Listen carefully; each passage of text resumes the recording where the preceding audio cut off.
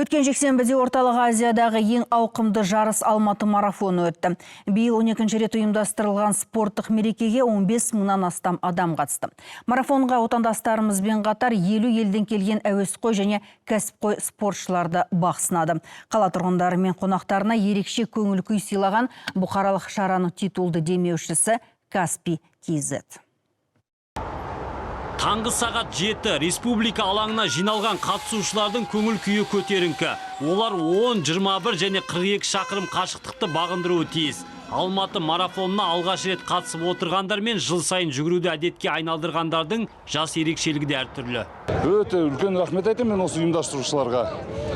Жылына негіз бір рет болады ғой, жылына 2 рет болса да көп болмайды деп ойлаймын. Бұл енді артымыздан өсіп келе жатқан ұрпағымызға үлгі ғой. Мына жерде мен үшін үлкен жастардан бастап үлкен қарттарға шейін жүгіріп жатыр. Бәрі қандай керемет. Орталық Азиядағы ең ауқымды шараның аясында жүгіруден 35 жастан асқан спортшылар арасында 10 шақырым қашықтықта Қазақстан чемпионаты да өтті. Әуесқойлармен қатар сынға түскен кәсіпқой желаяқтар рекорд жаңарту үшін аянып қалмады. Сондай-ақ скандинавиялық жүрістен 600 адам бір мезетте мәреге жетіп, Қазақстанның рекордтар кітабына енді. Екіден командалық эстафетада 70-тен астам команда бақ сынады. Олардың арасында жарыстың титулды демеушісі Каспий KZ командасы да бар. Бүгін біз командамен 42 шақырым жүгірдік. 6 мүше команда. Команда өзінің жеке рекордын жаңартты. 2 сағат 33 минутта 42 шақырымды жүгіріп өтті жігіттер. Көңілге керемет. Марафон жылдан жылға дамып келе жатыр. Қатысушылар саны өсіп жатыр. Жаңа жол, жаңа бағыт, жаңа меже, барлығы өте қызықты. Каспий сіздерге көп рахмет. Расымен де қала тұрғындары мен қонақтарына естен кетпес әсер сыйлаған биылғы спорттық мерекеге 15 мыңнан астам адам қатысты. Жүгіруге жаны құмар жандар бұқаралық шарадан тыс қалмау үшін еліміздің түкпір-түкпірінен жеткен. Мұнда шекара асып 50 елден арнайы келгендер де бар. Бұл менің өмірімдегі 2-ші марафон.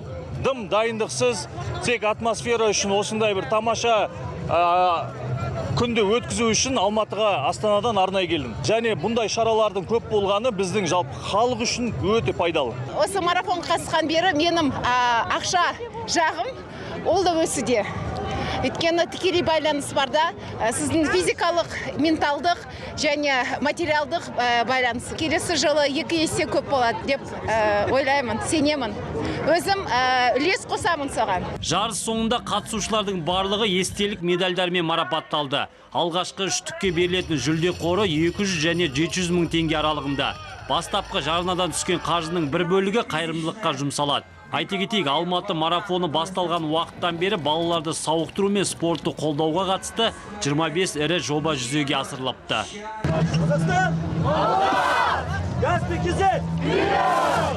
Сымбат Ғалымбекұлы, Вячеслав Тимофеев, КТК, Алматы.